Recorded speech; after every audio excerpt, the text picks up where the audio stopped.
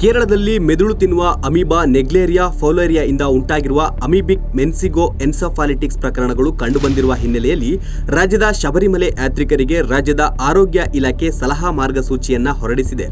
ಶಬರಿಮಲೆ ಯಾತ್ರಿಕರು ತಮ್ಮ ಆರೋಗ್ಯದ ಬಗ್ಗೆ ಜಾಗರೂಕರಾಗಿರಲು ಮತ್ತು ಸೋಂಕು ತಡೆಯಲು ಅಗತ್ಯ ಮುನ್ನೆಚ್ಚರಿಕೆ, ಸುರಕ್ಷತಾ ಕ್ರಮಗಳನ್ನು ಪಾಲಿಸುವ ಕುರಿತು ಸಲಹೆಗಳನ್ನು ನೀಡಲಾಗಿದೆ. ಕಳೆದ ಭಾನುವಾರದಿಂದ ಅಯ್ಯಪ್ಪ ಸ್ವಾಮಿ ದೇವಸ್ಥಾನ ತೆರೆಯಲಾಗಿದ್ದು, ಮುಂದಿನ 2 ತಿಂಗಳು ಭಕ್ತರಿಗೆ ದರ್ಶನ ಲಭ್ಯವಾಗಲಿದೆ. ಈ ಬೆನ್ನಲ್ಲೇ ಸ್ವಾಮಿಯ ದರ್ಶನಕ್ಕೆ ಭಕ್ತ ಸಾಗರವೇ ಹರಿದು ಬಂದಿದೆ. ಇದೇ ಸಂದರ್ಭದಲ್ಲಿ ಕೇರಳದಲ್ಲಿ ಮೆದುಳು ತಿನ್ನುವ ಅಮೀಬಾ ರೋಗದ ಹಾವಳಿ ಜೋರಾಗಿದೆ. ಕೇರಳದಲ್ಲಿ ಮೆದುಳು ತಿನ್ನುವ ಅಮೀಬಾ ರೋಗದ ಹಾವಳಿ ಜೋರಾಗಿದ್ದು, ಮೆದುಳು ತಿನ್ನುವ ನೆಗ್ಲೇರಿಯಾ ಫೌಲೇರಿ ಎಂಬ ಅಮೀಬಾ ವೈರಸ್ ಆತಂಕ ಹೆಚ್ಚಿಸಿದೆ. ಪಂಪಾ ನದಿಯಲ್ಲಿ ಸ್ನಾನ ಮಾಡುವಾಗ ಮೂಗು, ಬಾಯಿಗೆ ನೀರು ಹೋಗದಂತೆ ಎಚ್ಚರ ವಹಿಸಿ. ಬಿಸಿ ನೀರನ್ನೇ ಸೇವಿಸಲು ಕೇರಳ ಸರ್ಕಾರ ಸಲಹೆ ನೀಡಿದೆ. ಪಂದಳಂ, ಅಡೋರ್, ಪತ್ತನಂತಿಟ್ಟ ಮತ್ತು ವಡಸೇರಿಕಾರದಲ್ಲಿ ವಿಶೇಷ ಔಷಧಾಲಯಗಳ ಸ್ಥಾಪನೆ ಮಾಡಲಾಗಿದೆ.